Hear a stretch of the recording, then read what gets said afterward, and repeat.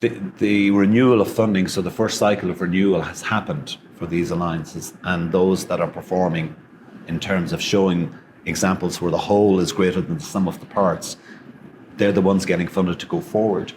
And I'll give you one good example. We talk in these conversations about the importance of the impact of universities. So again, Utopia, that particular alliance, is involved in a major project to come up with a set of criteria for measuring the socio and economic impact of the alliance. And because there's a whole diversity of universities across 10 different countries, different styles, different scales, they have to find a common approach to this, which is what they're doing. But number one, they're considering impact. Number two, they're recognizing the diversity of approaches, the diversity of contexts, but coming up with a common set of standards. And that's happening right across all the activities within the alliance.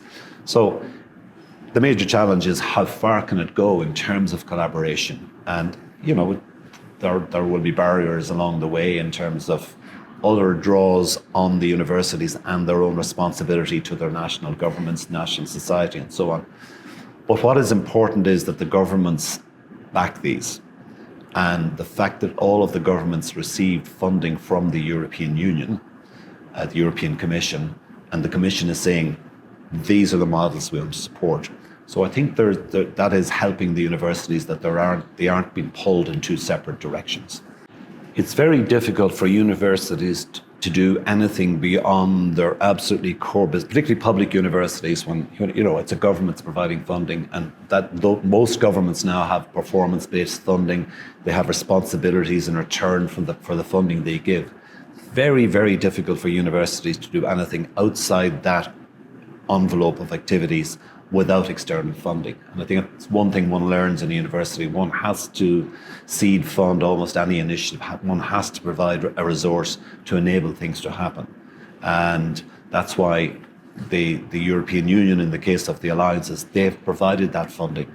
And they know that the impact and the level of development will be commensurate with the level of resourcing provided. So particularly for like any under-resourced organization trying to do something new, something different, something that eats up time, where you have to allocate your faculty, your broader community in the university to make something happen. Mm-hmm.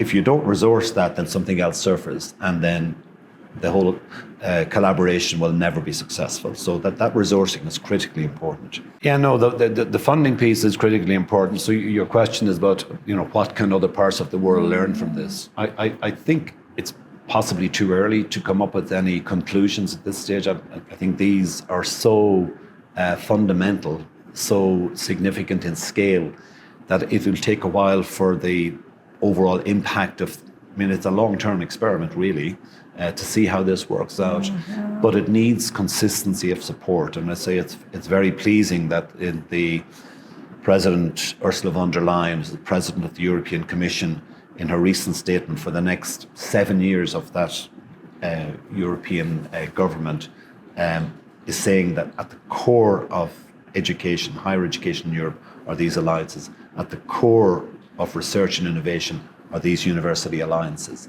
So I think that sort of consistency in the long term will be very important in getting the beneficial impact, which is the potential of these.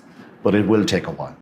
Well, I'm a huge supporter of alliances between universities and in the global north and the global south.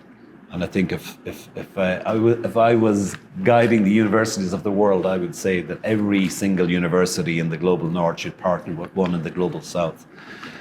And I think there has to be, in such alliances, a mutual respect. I think there will frequently be a great disparity in levels of resourcing, and I think there has to be generosity of recognition, at the very least, in those sort of relationships.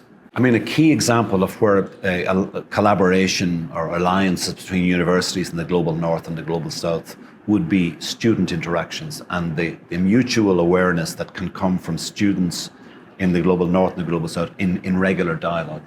One idea that we were dealing with was the notion that hackathons, virtual online hackathons between students in the global north and the global south, but perhaps the problem statements would come from the Global South.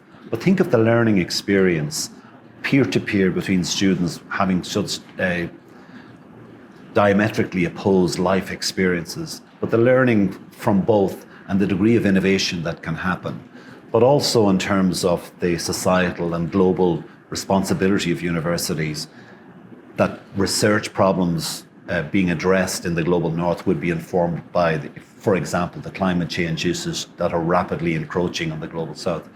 There's such a rich diversity of possibilities that can emerge from those collaborations. I think they're critically important. I think, again, in terms of looking at the responsibility of universities to be responsive to society, the best examples of problems, real life problems, existential problems, could come from those genuine alliances with universities in the global south. So yes, I'm a big supporter of such alliances.